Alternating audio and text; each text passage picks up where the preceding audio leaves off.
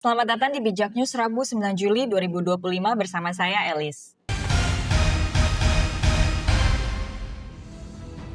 Informasi pertama, Menko Polkam Budi Gunawan menyebut tingkat kepuasan publik terhadap pemerintah Presiden Prabowo Subianto mencapai 81,2% berdasarkan survei Juni 2025. Ia menyatakan pemerintah mendapat rapor biru pada 5 aspek utama, yaitu sosial budaya 95,1%, keamanan nasional 83,1%, stabilitas politik 70,8%, penegakan hukum 67,8%, dan ekonomi makro 67,4%. Temuan ini memberi sinyal kuat bahwa stabilitas politik dan keamanan yang selama ini kita jaga secara kolektif mulai berbuah dengan adanya kepercayaan publik yang semakin naik, ujar Budi pada Senin 7 Juli. Namun, PDI Perjuangan memberi catatan bahwa meski situasi politik dinilai kondusif, kondisi ekonomi masih perlu banyak perbaikan. Lebih lanjut, Wakil Kepala Staf Kepresidenan M. Kodari menyebut survei tersebut kemungkinan merujuk pada data Lingkaran Survei Indonesia yang hasilnya tak jauh berbeda dengan lembaga lain seperti Indikator Politik 79% dan Kompas 80%. Angka 81 dengan 80 itu dalam margin of error lah ya, jadi anggap stabil, jelasnya pada Selasa 8 Juli. Ia juga menilai tingginya kepuasan publik ditopang oleh sejumlah program seperti makan bergizi gratis, cek kesehatan gratis, operasi merah putih, dan peluncuran sekolah rakyat. Meski demikian, ia menekankan bahwa ekonomi masih menjadi tantangan karena skornya paling rendah dibanding aspek lain. Sementara itu, pengamat politik Ray Rangkuti mengkritik ketidakjelasan sumber data. Jangankan publik, orang dalam istana aja seperti Kodari nggak tahu juga, ucap Ray. Seraya mempertanyakan kredibilitas angka tersebut karena berbeda dari temuan beberapa lembaga yang mencatat tingkat kepuasan di bawah 80%. Informasi kesehatan, Ikatan Dokter Anak Indonesia atau IDAI imbau pemerintah terapkan screening urin rutin di sekolah untuk deteksi dini sindrom nefrotik karena banyak kasus tak terdeteksi meski anak tampak sehat. Informasi nasional, Menko Bidang Hukum, HAM, Imigrasi, dan Permasyarakatan Yusril Ihza pada Rabu 9 Juli tegaskan Gibran tak akan berkantor di Papua, melainkan Sekretariat Badan Percepatan Otsus Papua yang ditempatkan di sana sesuai Perpres nomor 121/2022